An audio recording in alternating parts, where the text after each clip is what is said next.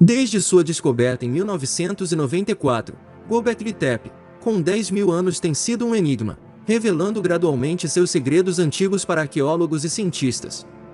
Escavando meticulosamente o local do solo que o cobre há milhares de anos, eles descobrem e decifram metaforicamente o mistério dessa cultura sofisticada.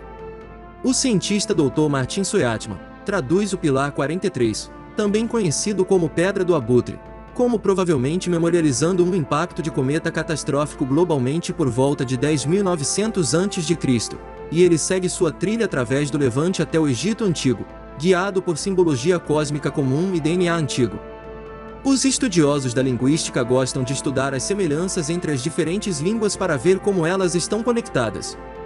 Dessa forma, eles podem rastrear a origem de um grupo de linguagens semelhantes a uma cultura de relação social anterior.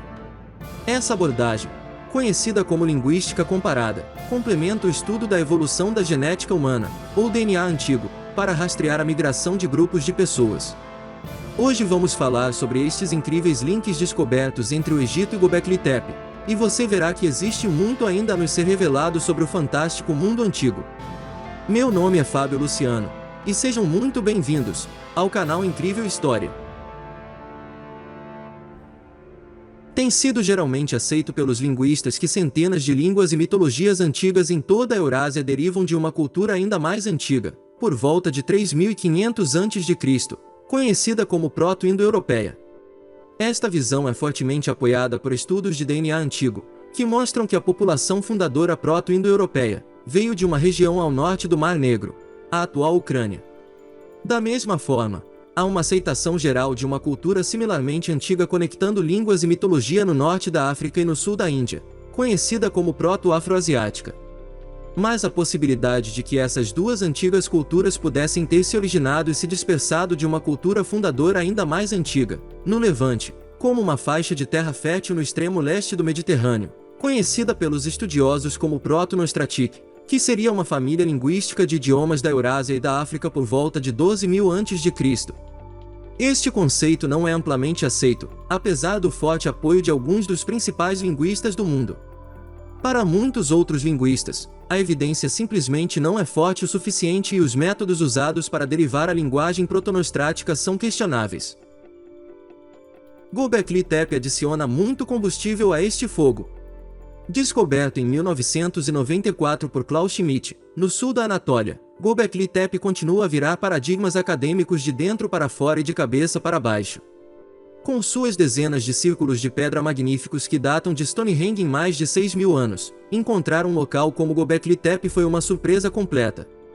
Isso torna uma anomalia arqueológica de extrema importância. A data de radiocarbono mais antiga para a pequena porção de Göbekli Tepe escavada até a data deste vídeo é por volta de 9.600 a.C. Mas, dado que um de seus pilares megalíticos, o Pilar 43, também conhecido como Pedra do Abutre, muito provavelmente lembra um impacto catastrófico de um cometa por volta de 10.900 a.C., e novas escavações provavelmente descobrirão restos ainda mais antigos. Göbekli Tepe é considerado o primeiro templo do mundo.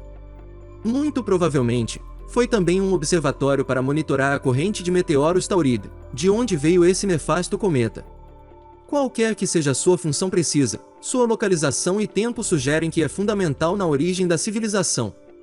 Eles também o tornam um candidato perfeito para a suposta pátria de Nostratic, e talvez sua descoberta possa resolver o espinhoso debate sobre esta pátria antiga.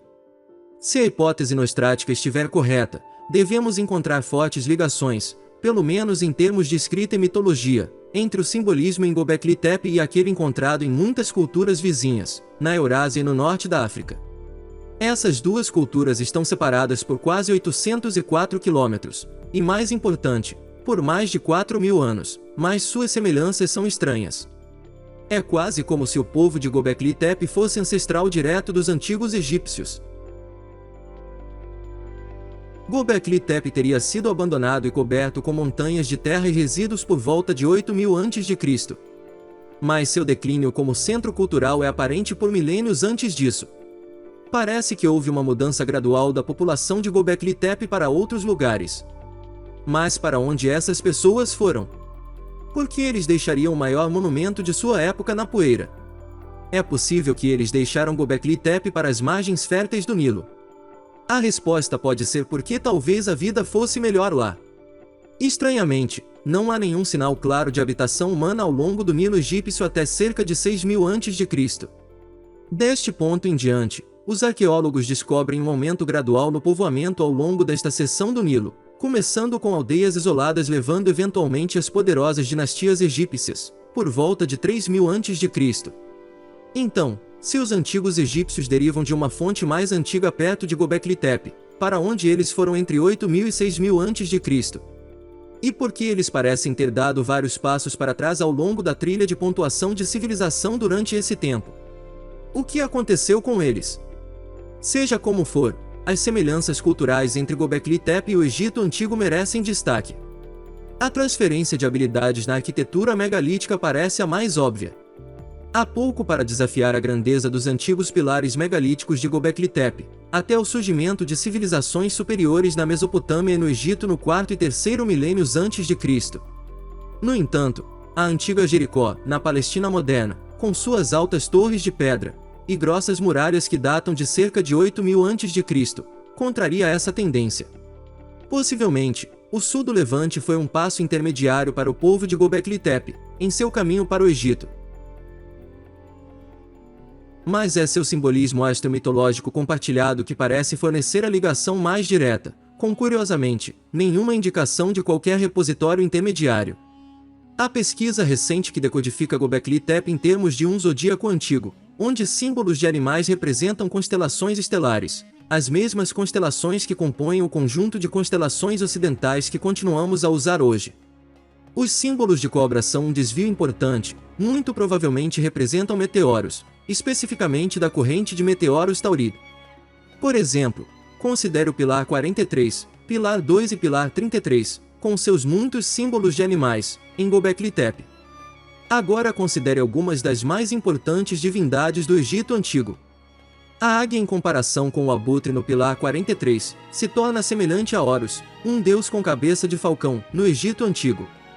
Isso faria sentido, dado o conhecido fascínio do antigo egípcio pela astronomia. Na verdade, a astronomia era literalmente uma crença dentro da religião egípcia. A evidência dessa associação pode ser encontrada em um jarro descoberto em uma tumba pré-dinástica em Abidos. Acredita-se que a tumba pertença a um governante egípcio, ou senhor da guerra, conhecido como Rei Escorpião.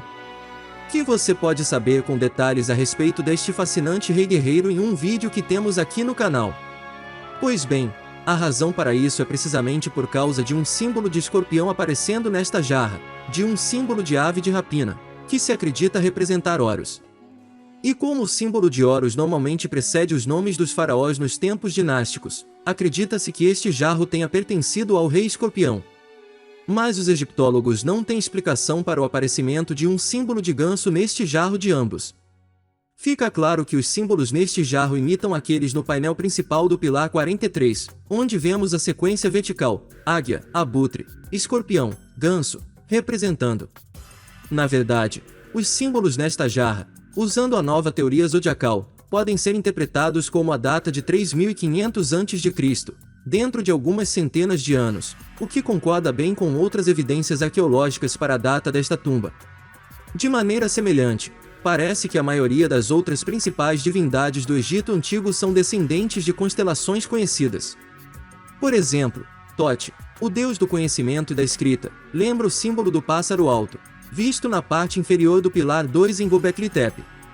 E Anubis, antigo deus egípcio do submundo e embalsamamento, se assemelha ao cão-lobo do pilar 43.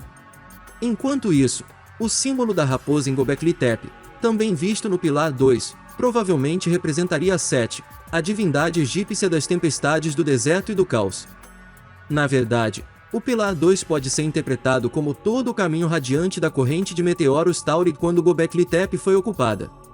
O símbolo do auroque, ou touro, no pilar 2, que é uma espécie de bovino selvagem extinto, que habitou a Europa, Ásia e norte da África, também está provavelmente associado à morte e destruição da corrente de meteoros taurídeos nesta época.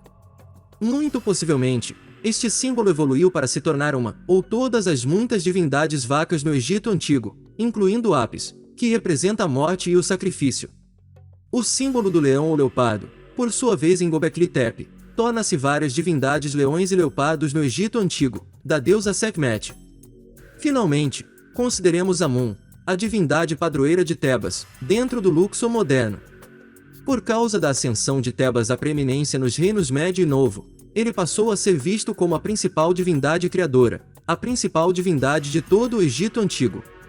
Agora, é muito interessante que durante seu reinado do Reino do Meio, Amun era tipicamente associado a um ganso e foi retratado com um par de penas de ganso em sua cabeça. Mas então, por volta de 1500 a.C. no Novo Reino, ele era mais frequentemente associado ao carneiro. Provavelmente não é coincidência que nesta época o símbolo do ganso, enquanto o símbolo do carneiro, corresponde ao equinócio da primavera. Parece, então, que na mudança do Império Médio para o Novo, o equinócio da primavera tornou-se mais importante do que o do outono. Mas e quanto às cobras? Como já mencionado, estes quase certamente representavam meteoros em Göbekli Tepe, pois o próprio Klaus Schmidt, que liderou as escavações até sua morte em 2014, sugeriu uma conexão entre esses símbolos de cobra e o símbolo da serpente Uraeus, do Egito Antigo, que representa o poder divino. E há suspeitas que eles também são os precursores de Apep, a serpente do caos cósmica do Antigo Egito. Na verdade, se diz que Apep tem uma cabeça de pedra, igual ao meteorito. Provavelmente ainda existem muitas outras conexões como essa a serem descobertas.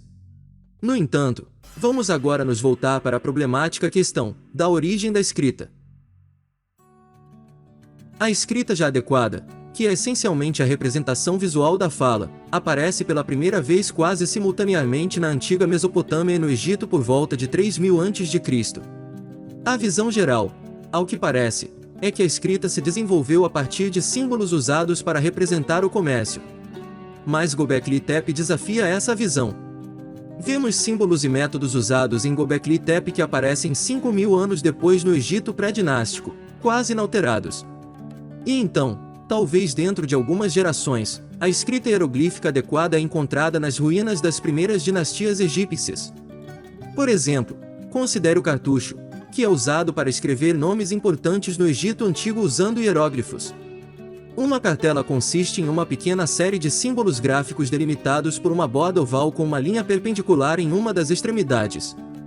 Isso é muito semelhante a como as informações são representadas nos pilares de Göbekli Tepe, como no pilar 2. Talvez a borda oval tenha evoluído a partir do contorno do pilar, enquanto a linha perpendicular representa o solo sobre o qual o pilar estava.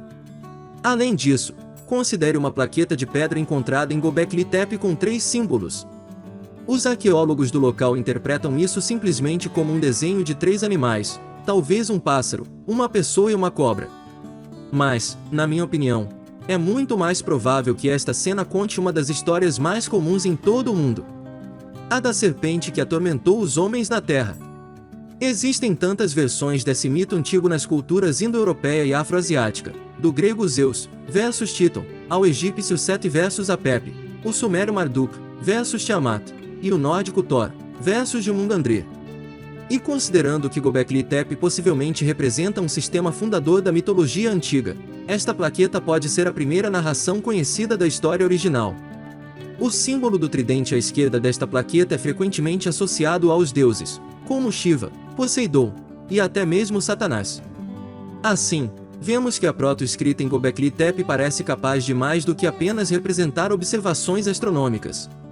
As placas e pilares parecem contar histórias e também podem representar os nomes de objetos astronômicos como a corrente de meteoros Tauri, que eventualmente se tornou o sistema versátil de hieróglifos e cartuchos, visto no Egito Antigo. Mas, embora as conexões entre Göbekli Tepe e o Egito Antigo sejam tentadoras, é difícil ter certeza delas. Será que todas essas correlações entre os símbolos animais, constelações, divindades egípcias antigas, histórias míticas e métodos de escrita poderiam ser apenas uma coincidência? Logicamente, existem 3 possibilidades. Em primeiro lugar, pode muito bem ser o caso de que todas essas conexões possam ser explicadas por puro acaso. Em segundo lugar, as conexões podem ser reais e resultar de um processo de difusão cultural, ou seja, a disseminação de ideias e convenções úteis ao longo de muitos milênios. Finalmente, pode muito bem haver uma ligação direta, com o povo de Göbekli Tepe migrando para o sul, eventualmente se tornando os ancestrais dos antigos egípcios. E como podemos saber qual dessas possibilidades é a correta? Será difícil decidir entre os casos 1 e 2, até que sejam encontradas evidências de formas de transição, que abrangem o intervalo de 4.000 anos entre Göbekli Tepe e o Egito Antigo. Nenhum deles está aparente ainda, e em qualquer caso, sua cultura parece ter retrocedido significativamente, e não para frente, ao longo deste tempo. No entanto, se o caso 3 estiver correto, devemos pelo menos encontrar semelhanças no DNA dos antigos egípcios e das pessoas que construíram Göbekli Tepe. Na época da construção do Göbekli Tepe, entre 10 e 11 mil a.C., a cultura mais avançada que se conhecia na região era a dos Natufianos. Eles viviam em pequenos assentamentos permanentes no Levante, que corresponde a uma grande área habitada pelos Levantinos, que se estende do Oriente Médio, ao sul dos Montes Tauro, limitada a oeste pelo Mediterrâneo, e a leste pelo deserto da Arábia Setentrional, e pela Mesopotâmia. Os Natufianos estavam mais precisamente ao sul de Göbekli Tepe, no sul da Anatólia. Portanto, os Natufianos, talvez com alguma mistura genética com os antigos anatólios, são os principais candidatos para os construtores de Göbekli Tepe. Felizmente, exatamente a evidência de que necessitamos foi publicada recentemente por Shoineman et al., na revista Nature Communications em 2017. Eles coletaram amostras de DNA retirado de algumas múmias egípcias do Novo Reino, bem como os restos mortais de muitos povos antigos de todo o Oriente Próximo e Norte da África. E o que eles descobriram foi muito interessante. O vínculo genético mais próximo com as múmias egípcias era com pessoas da Idade do Bronze do Levante. A herança genética quase idêntica dessas pessoas indica que eles estavam em contato constante nesta época. No entanto, voltando ainda mais no tempo para as populações fundadoras originais, podemos dizer, de maneira muito aproximada, que o DNA do Egito Antigo consistia em cerca de 50% de DNA natufiano, 30% de DNA neolítico de Anatólia, e talvez 20% de DNA neolítico iraniano, presumivelmente dos Zagros, que são montanhas próximas. Em outras palavras, a evidência genética aponta exatamente para a região onde encontramos Göbekli Tepe, cujos construtores, ou pelo menos seus descendentes, devem ter essa constituição genética. Portanto, a evidência genética disponível apoia fortemente a ideia de que os construtores de Göbekli Tepe foram ancestrais dos antigos egípcios, e portanto, todas essas conexões simbólicas que observamos são reais e diretas. Mas a certeza só virá com novas descobertas que mostrem o que aconteceu com as pessoas que construíram Göbekli Tepe depois que o abandonaram por volta de 8.000 a.C. Para onde eles foram depois? Talvez teriam ido para Jericó. Em caso afirmativo, por que não há evidências de quaisquer assentamentos ao longo do Nilo antes de 6.000 a.C.? E por que sua cultura parece ter sido redefinida, de construtores de templos megalíticos quase a zero? Mas me diga tudo o que você acha destas informações nos comentários. Se inscreva no canal e ative o sininho das notificações para não perder mais nossos vídeos. Estamos deixando uma playlist fantástica para você assistir ao lado esquerdo do vídeo. A todos um grande abraço, e até os próximos vídeos.